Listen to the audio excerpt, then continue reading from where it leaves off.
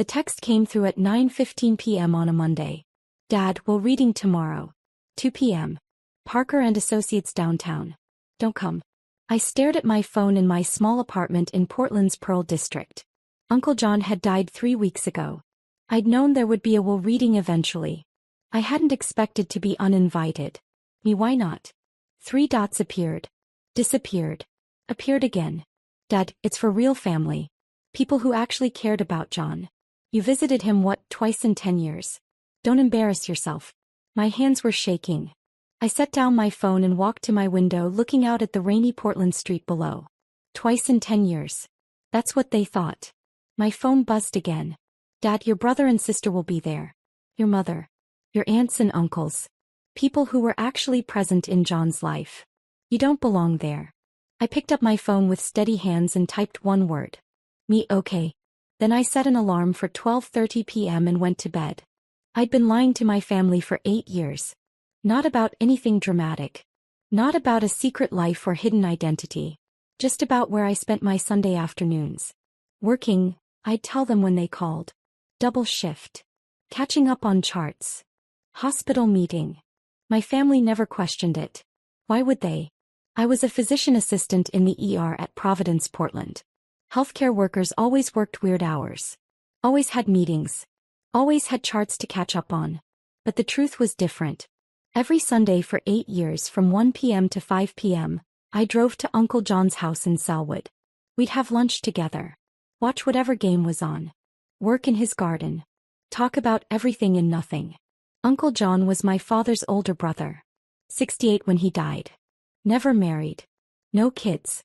Retired electrician who'd spent 40 years working for the city. He lived in the same house he'd bought in 1985. A small craftsman bungalow with a front porch and a garden that took up most of his yard. Tomatoes, peppers, herbs, flowers. He spent hours out there every week.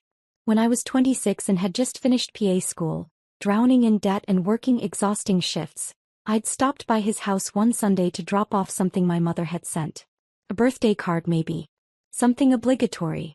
Uncle John had invited me in. Made me lunch. Grilled cheese and tomato soup, simple and perfect. We'd ended up talking for 4 hours. You should come back next week, he'd said. If you want. I make a mean pot roast. I came back. And kept coming back. Every Sunday. For 8 years. We'd cook together. He taught me his recipes. Pot roast, chili verde, albondigas soup. Everything his mother had taught him. We'd work in the garden. He taught me about tomatoes, about soil pH, about when to plant and when to harvest. We'd watch whatever was on TV. Blazers games, Timbers games, cooking shows, documentaries. Didn't matter. The company mattered. And we'd talk. About his life. About mine. About his years as an electrician. About my patients. About books and politics and family and regrets and dreams. He became my best friend. Why don't you tell your family you come here? He'd asked once, maybe 2 years in. Because they'll make it weird, I'd said. They'll ask why I'm spending so much time with you. They'll think I want something. Or they'll feel guilty and start visiting out of obligation, and then you'll have to pretend to enjoy visits from people who don't actually want to be here. Uncle John had nodded. You're probably right. Your father calls me every few months. Asks how I'm doing. Tells me I should sell the house and move into a retirement community. He means well, but it's not the same as being here. No, it's not. So we kept it our secret. My family thought I was working on Sundays. Uncle John's neighbors knew me, knew I came every week, but they'd never met my family, so there was no one to accidentally mention it. For 8 years I showed up. Rain or shine. Through the Portland winters and the hot summers. Through my own relationship dramas and career stresses. Through Uncle John's health scares and his good days and bad days. I missed exactly 4 Sundays in 8 years. 2 for a vacation to Hawaii. 1 when I had the flu so bad I couldn't drive. 1 when Uncle John himself was in the hospital and told me not to come because visiting hours didn't align with our usual time. My family visited him maybe 6 times in those 8 years. Obligatory holiday visits. Christmas dinner a few times. Thanksgiving once. Always as a group, always briefly, always with the air of checking off a box. 3 weeks ago, Uncle John had a massive stroke. I was at work when I got the call from the hospital. They'd listed me as his emergency contact 2 years earlier, though my family didn't know that. I'd rushed to Providence St. Vincent, still in my scrubs. Found him unconscious in the ICU. The neurologist told me the damage was extensive. He wouldn't recover. I'd called my father from the ICU waiting room. Uncle John had a stroke, I'd said. It's bad. How bad? Life support bad. The doctors say he won't wake up. Silence. Then, Jesus. We'll come down tomorrow. He's at St. Vincent's. ICU third floor. Got it. Thanks for calling, Sophia. They'd come the next day. Dad, Mom, my older brother Marcus, my younger sister Elena. They'd stood around his bed for 15 minutes, looking uncomfortable. Mom cried quietly. Elena took a photo of the monitors, which felt weird, but I didn't comment. The doctors say there's no hope? Dad had asked. No. The brain damage is too extensive. So we need to make decisions. About life support. Yes. Who's the medical power of attorney? I'd pulled out the document Uncle John had signed 2 years ago. I am. Dad's eyebrows had shot up. You? Why you? He asked me to be. A couple years ago. Why didn't we know about this? I don't know, Dad. Maybe ask Uncle John. I gestured to the unconscious man on the bed, immediately felt guilty for the sarcasm. This seems irregular, Dad had said. It's legal. The hospital confirmed it. They'd left after 30 minutes. I'd stayed for 8 hours. Left only to work my shift, came back after. Did that for 3 days until Uncle John passed quietly, with me holding his hand. The funeral was small. Family only. Uncle John had specified that in his will.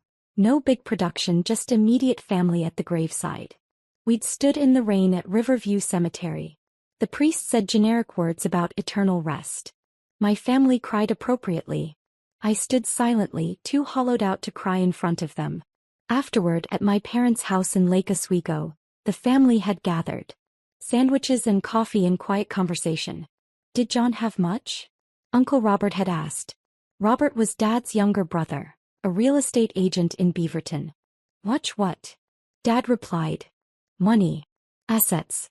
That house in Selwood has to be worth $600K at least. Plus his pension savings. I don't know, Dad said. His lawyer called. Said there's a will reading next week. Who's the executor? His attorney. Some guy named William Parker. My Aunt Linda had chimed in. John lived simply. He probably left it all to you, David. You're the closest family. Maybe, Dad had said. We'll see. No one asked me anything. No one mentioned that I'd been listed as medical power of attorney. No one seemed curious about why.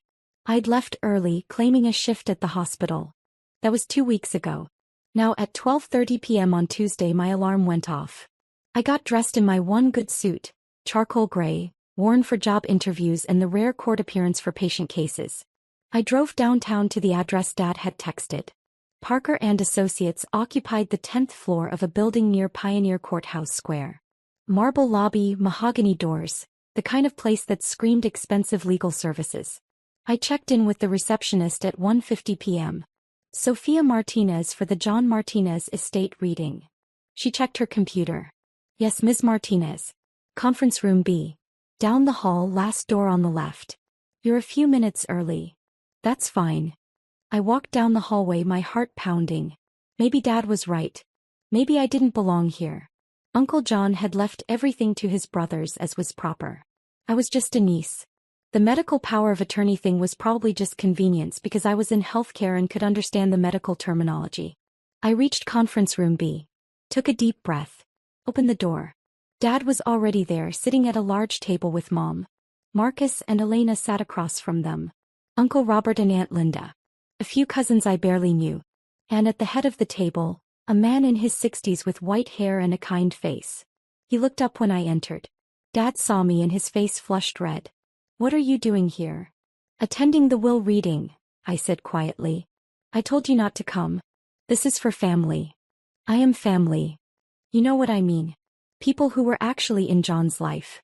You visited him twice in 10 years, Sophia. David, the lawyer said calmly. Ms. Martinez is named in the will. She's required to attend. Dad's expression shifted from anger to confusion. Named in the will? For what? A token amount. Please everyone take a seat, the lawyer said. I'm William Parker, John's estate attorney.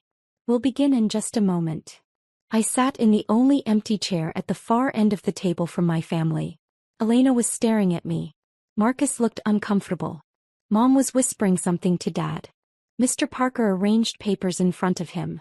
First, let me express my condolences. John was a wonderful man. I had the privilege of knowing him for over 15 years. Dad nodded. Thank you. Before we begin, Mr. Parker continued, I need to clarify a few things. This will was executed 2 years ago in September of 2022. John was of completely sound mind as documented by his physician. The will was witnessed by 2 unrelated parties and notarized. It is legally binding and irrevocable.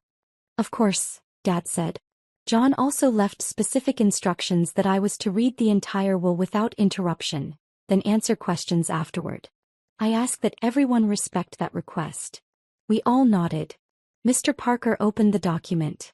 The last will and testament of John Anthony Martinez, executed September 15, 2022. He read through the legal preliminaries. Sound mind. Superseding previous wills. Executor designation. Then he reached the bequest. To my brother David Martinez I leave the sum of $10,000. Silence. Dad's face went pale. To my brother Robert Martinez I leave the sum of $10,000. Uncle Robert's mouth opened slightly. To my sister-in-law Patricia Martinez, wife of David, I leave the sum of $5,000. Mom gripped Dad's hand. To my niece Elena Martinez, I leave the sum of $5,000. Elena made a small sound. To my nephew Marcus Martinez, I leave the sum of $5,000. Marcus was staring at the table.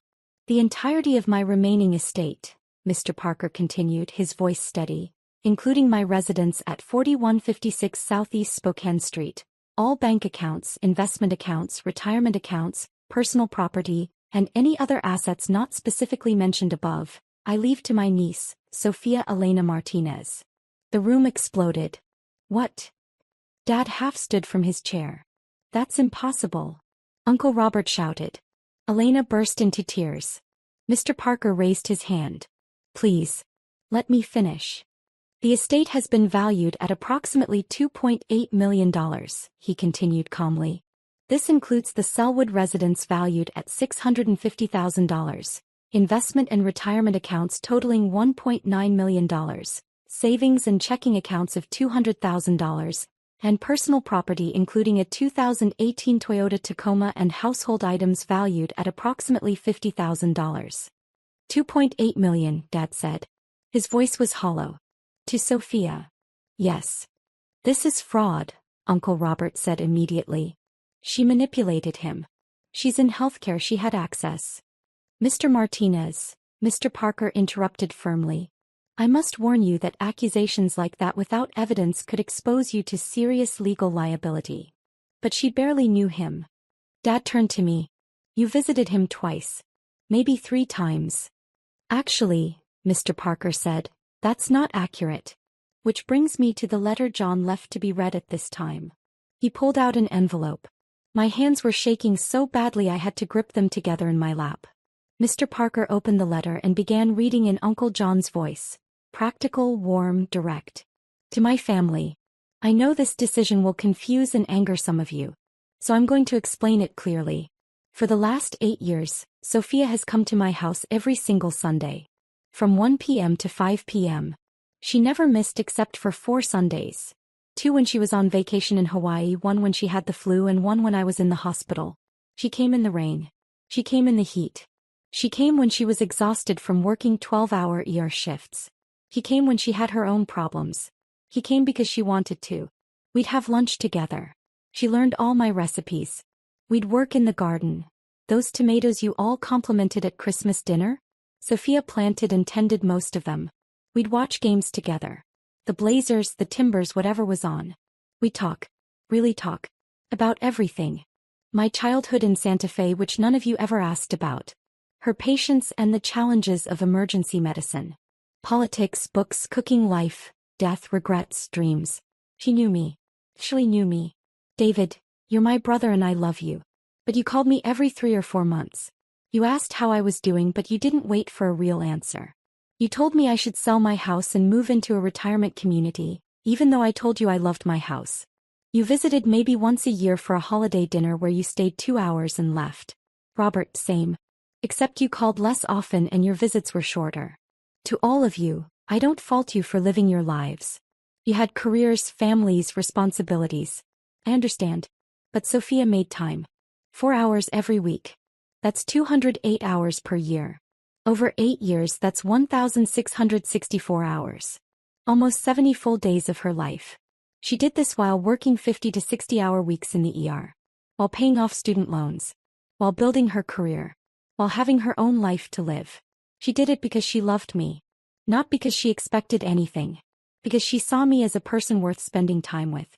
When I was diagnosed with atrial fibrillation 3 years ago, Sophia took me to every cardiology appointment. She helped me understand my medications. She made sure I was taking them correctly. She called me every morning to check that I'd taken my blood thinner. When I had a cancer scare 2 years ago, she held my hand through the biopsy. Sat with me while we waited for results. Celebrated with me when it came back benign. None of you knew about any of this. Because you didn't ask. You didn't know I had AFib. You didn't know about the cancer scare. You didn't know Sophia came every Sunday. You didn't know because you weren't paying attention. Sophia asked me once why I didn't tell you all that she visited. I told her you'd either feel guilty and start visiting out of obligation, which I didn't want, or you'd be weird about it and accuse her of wanting my money. Looks like I was right about that second part. Here's the thing. Sophia didn't know about my money. Not specifically. She knew I owned my house. She knew I had a pension. But we never discussed my investments or savings. I made sure of that. When I asked her to be my medical power of attorney 2 years ago, she tried to refuse. Said it should be David as my closest living relative. I insisted. I wanted someone who would actually understand what the doctors said and make decisions based on what I wanted, not what was convenient. He did that perfectly. When I had the stroke, she stayed with me. The nurses told me later. Well, they told my lawyer since I was unconscious. That Sophia spent almost 72 straight hours at the hospital, leaving only for her work shifts. He held my hand. She talked to me even though I couldn't respond. She advocated for my comfort. David, you visited for 30 minutes. You asked about legal paperwork and who would make decisions. Then you left. I'm not telling you this to hurt you. I'm telling you so you understand. Sophia earned this inheritance through 8 years of showing up. Through 1,664 hours of choosing to spend time with me. Through caring about me as a person, not as an obligation or a future source of money. The monetary breakdown is this. At 1,664 hours over 8 years, I'm leaving Sophia approximately $1,683 per hour of companionship. That seems fair to me. David and Robert, your $10,000 each works out to about $200 per visit over 8 years. Also fair. Everyone else, your $5,000 amounts are token acknowledgments that you are family and I did love you even if you weren't present. If you're angry about this, ask yourself, when was the last time you spent 4 hours with me? When was the last time you asked about my life and actually listened to the answer? When was the last time you showed up without being asked? Sophia did that every week for 8 years. That matters. That's what I'm rewarding. I hope you'll learn from this. That presence matters. That showing up matters. That seeing people as people, not as items on a to-do list, matters. Maybe you will. Maybe you won't. Either way, Sophia has earned every penny. With love and absolutely no regrets, John Anthony Martinez. Mr. Parker set down the letter. The silence was absolute. I was crying. I couldn't help it. Uncle John had known. Of course he'd known. He'd planned all of this, documented everything, anticipated every objection. Every Sunday? Mom whispered. For 8 years. I nodded, unable to speak. You told us you were working, Dad said. His voice was strange. Hollow. I lied. Why? Because Uncle John asked me to.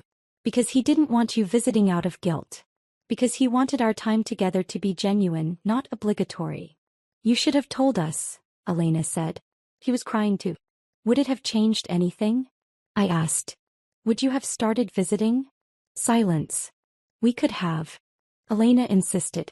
But you didn't, I said quietly. For 8 years you didn't. And Uncle John was okay with that.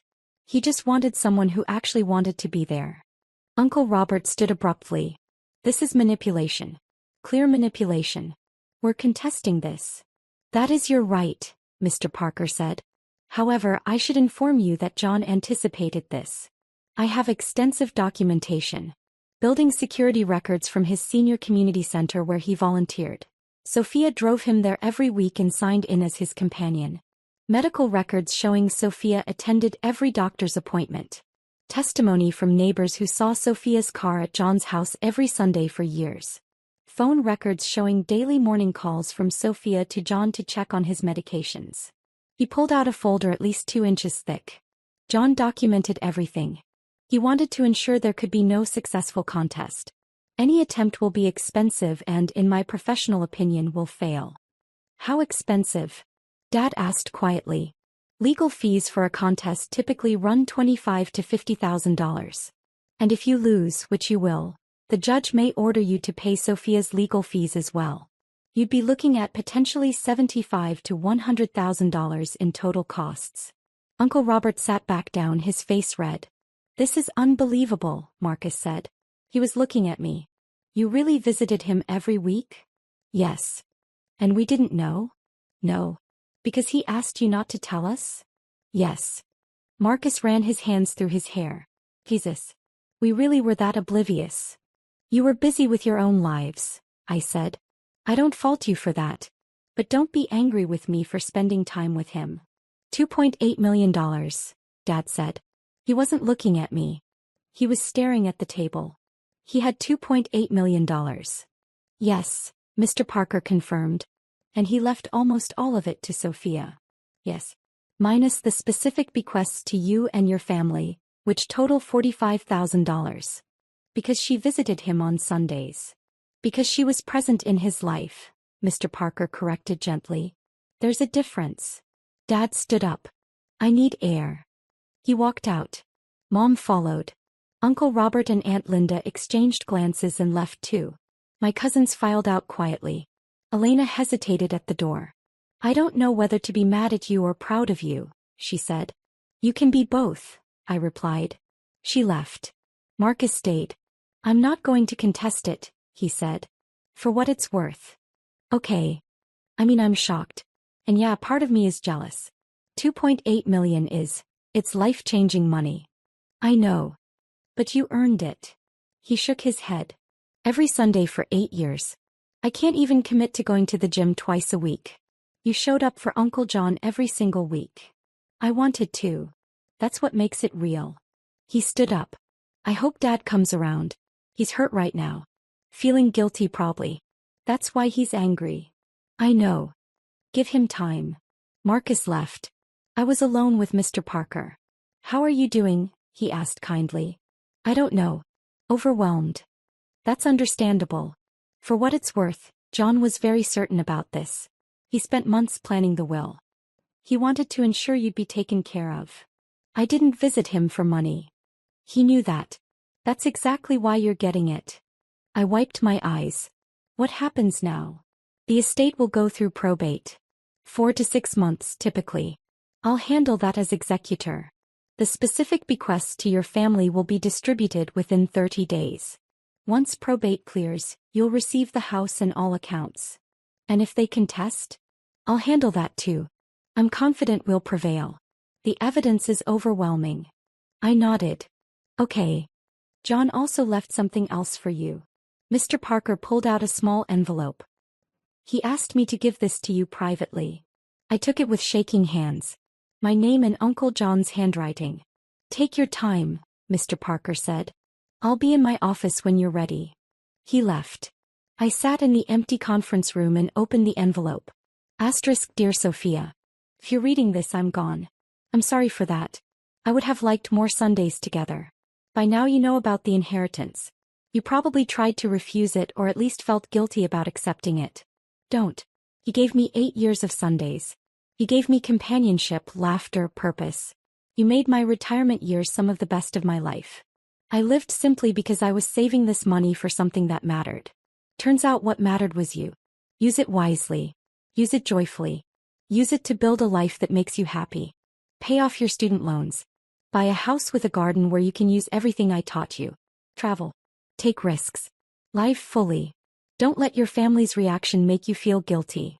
You earned this through presence and love. That's the most valuable currency there is. Thank you for every Sunday. Thank you for every conversation. Thank you for seeing me as a person, not as an old man marking time. You made my life better. I hope this money makes yours better too. With all my love, Uncle John. The Tacoma is yours too. I know you've been driving that beat-up Civic for years. The truck is paid off, well-maintained, and has a great sound system for singing along to whatever bad music you kids listen to these days. Asterisk. I sat in that conference room and sobbed. The next 3 weeks were brutal. My phone blew up with messages from extended family. Cousins I hadn't spoken to in years demanding I do the right thing and split the inheritance. Aunt Linda called me a manipulator. Uncle Robert threatened legal action daily. Dad didn't speak to me at all. Mom called once. How could you keep this secret for 8 years, she asked. Uncle John asked me too. You should have told us. We could have visited too. Would you have? Really? Silence.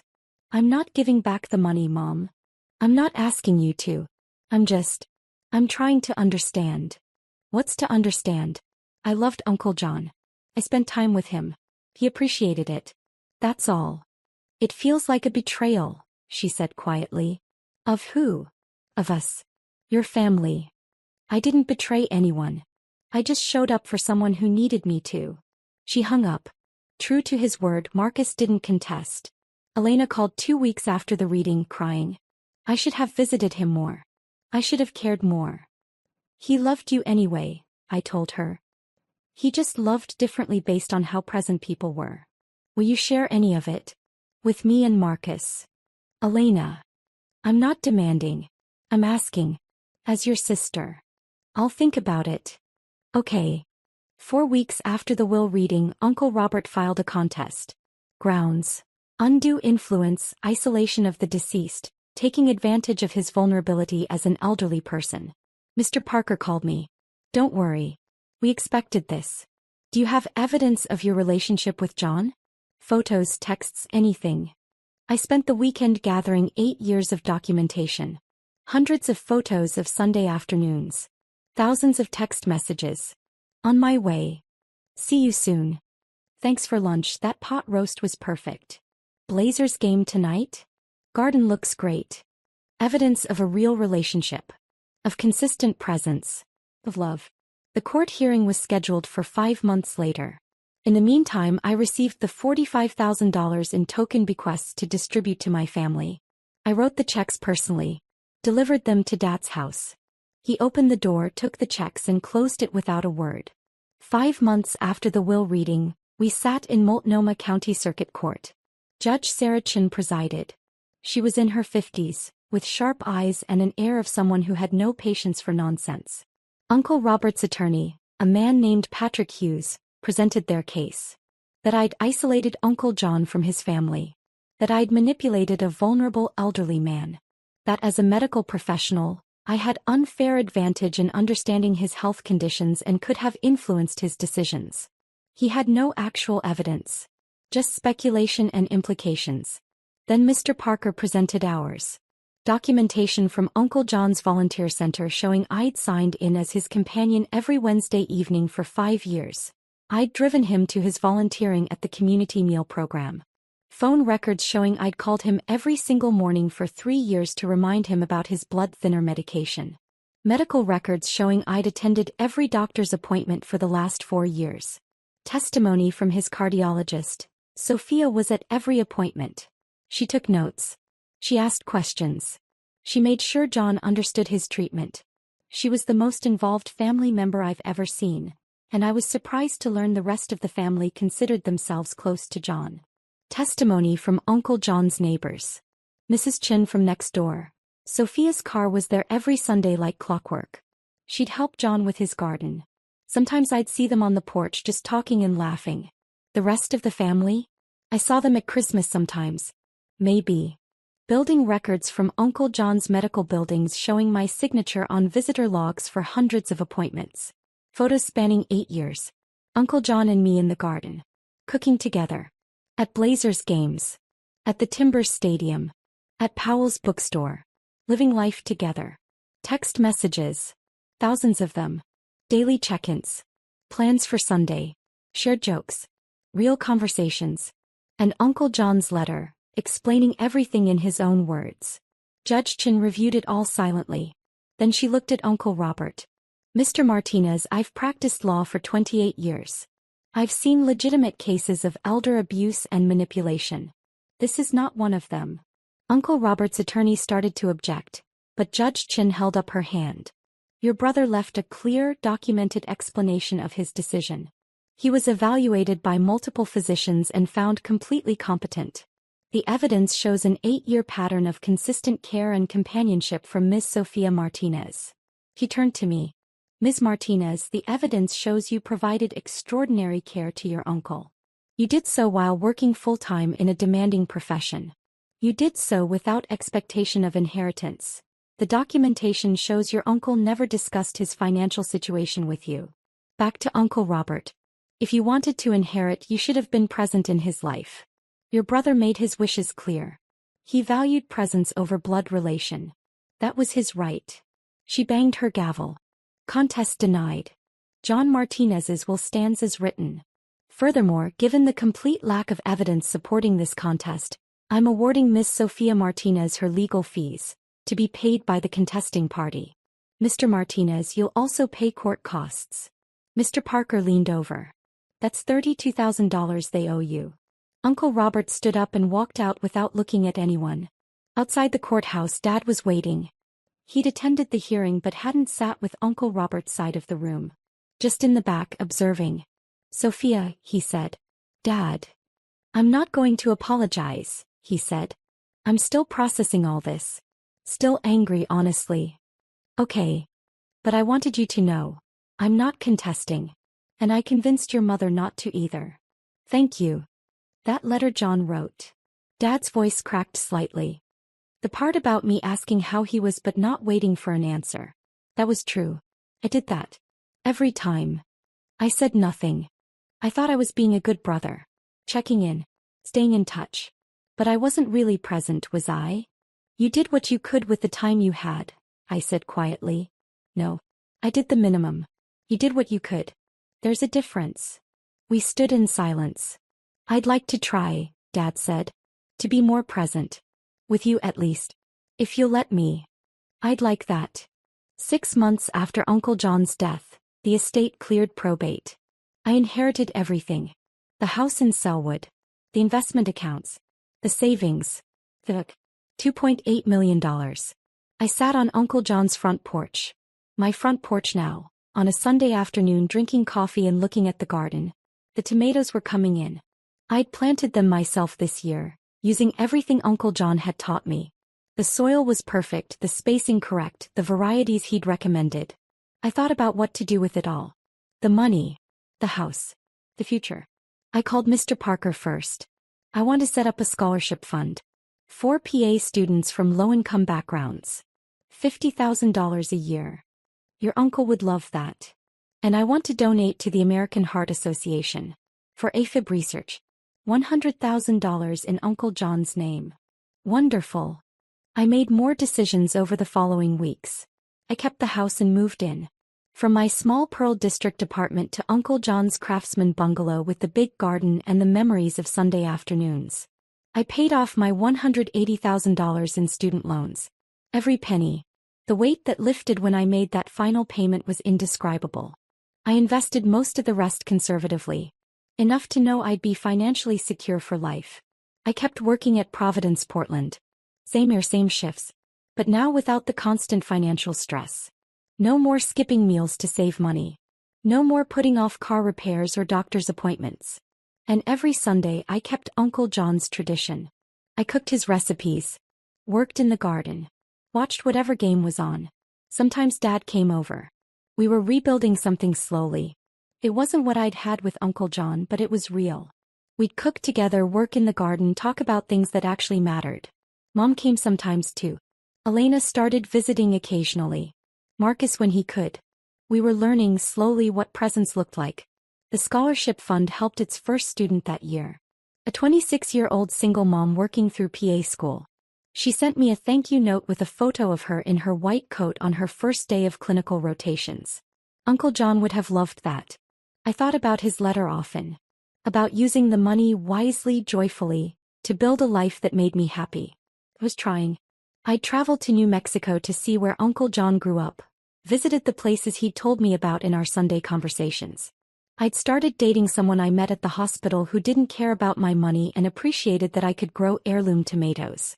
I was building a life. 1 year after the inheritance, Elena stopped by on a Sunday with coffee. We sat on the porch in silence for a while. "I'm sorry," Elena said finally, "for how I reacted.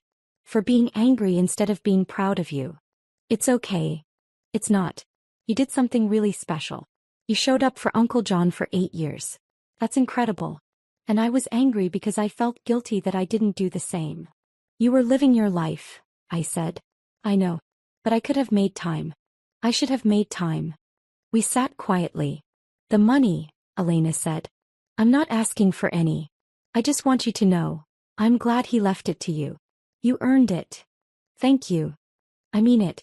And I'm going to try to be better. To be more present. For you, for Mom and Dad, for the people who matter."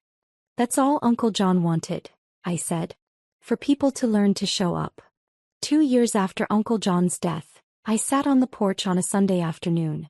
The tomatoes were perfect this year. The peppers were coming in strong. The herbs were thriving. Every plant a lesson he'd taught me. Every row a Sunday afternoon spent together. I thought about what he'd written in his letter. About using the inheritance to build a life that made me happy. I was doing that. Every day. The money had changed my life.